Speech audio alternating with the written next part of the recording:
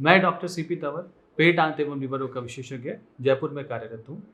World hepatitis day 28 जुलाई को celebrate किया जाएगा।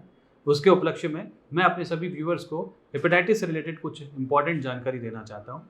हेपेटाइटिस, जिसका कि सामान्य भाषा में अर्थ है लीवर में सूजन होना, यह एक कॉमन बीमारी होती जा रही है।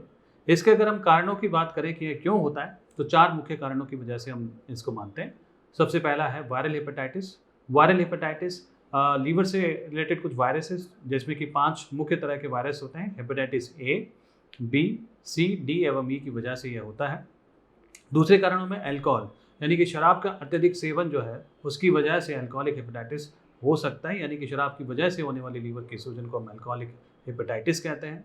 तीसरे कारण में कुछ टॉक्सिन्स हैं, जैसे कि कुछ इंसेक्टिसाइड्स, कुछ पॉइजन्स, कुछ केमिकल्स, कुछ दवाइयाँ, यह सभी भी लीवर को नुकसान पहुँचाती है। चौथे में इंपॉर्टेंट है ऑटो इम्यून हेपेटाइटिस, जहाँ पे लीवर के प्रति हमारे शरीर जो है उसकी कुछ ऐसी एंटीबॉडी बनती है जो कि उसको नुकसान पहुंचाती है स्वतः ही, उसे हम ऑटो इम्यून हेपेटाइटिस कहते हैं। अब मैं बात करना चाहता हूँ कुछ कॉमन जो हेपेटाइटिस है, जैसे कि वायरल हेपेटाइटिस ए और ई के बारे में। वायरल हेपेटाइटिस ए और ई संक्रमित भोजन या फिर दूषित जल के पीने की वजह से होता है। यह यंगस्टर्स में और वैसे किसी भी एज में देखा जाता है, लेकिन यंगस्टर्स में कॉमनली देखने को मिलता है। हेपेटाइटिस ए और ई यूजुअली सेल्फ लिमिटेड, यानी कि अपने आप ही खत्म होने वाली बीमारियां होती है। इसके लिए आपको बस पर्याप्त रेस्ट करने की ज़रूरत होती है।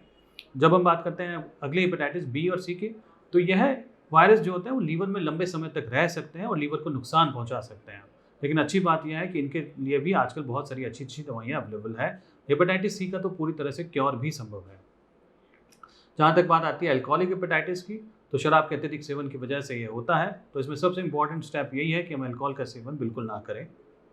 और कुछ दवाइयाँ भी आती है जिसकी वजह से इसको रोका जा सकता है।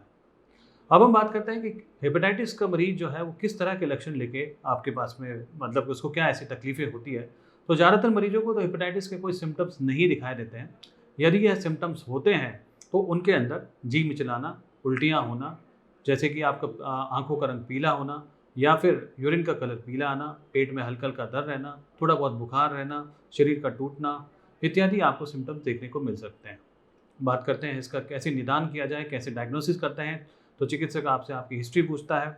उसके अलावा कुछ जांचें, जिसमें कि ब्लड के टेस्ट या फिर कुछ इमेजिंग टेस्ट जैसे कि सोनोग्राफी इत्यादि की आवश्यकता पड़ती है। ट्रीटमेंट के बारे में जैसा कि मैंने बताया आपको कि हेपेटाइटिस ए और ई सेल्फ लिमिटेड होती है, अपने आप ठीक होती है। बी और सी के बारे में मैंने बताया कि जैसे कि कुछ दवाइयाँ अवेलेबल है। अब हम बात करते हैं कि कैसे हम हमारे लीवर को हेल्दी रखें, कैसे प्रिवेंट करें हम हेपेटाइटिस से। सो बेसिकली हेपेटाइटिस ए और हेपेटाइटिस बी के लिए हमारे पास वैक्सीन्स भी अवेलेबल है। हम बात करते हैं अन्य चीज़ों के बारे में, तो मैं एक इम्पॉर्टेंट चीज़ यहाँ बताना चाहता हूँ कि हेपेटाइटिस बी और सी जो है वो रक्त के द्वारा या फिर सलाइवा के द्वारा भी संक्रमित होता है। तो हमें हमारे जैसे कि कोई नीडल्स है या फिर रेजर्स है या फिर आपके नेल क्लिप्स है, इन सभी को जो है अलग अलग तरह से रखना चाहिए। टूथब्रश का भी अपना अलग इस्तेमाल होना चाहिए। और अगर हम बात करें डाइट के अंदर, तो डाइट के अंदर आपको फ्राइड चीज़ें या फिर फास्ट फूड जो है या फिर अत्यधिक जो तली हुई चीज़ें हैं उनका सेवन कम करना चाहिए। साथ ही साथ फ्रूट्स और वेजिटेबल्स का सेवन ज़्यादा करें।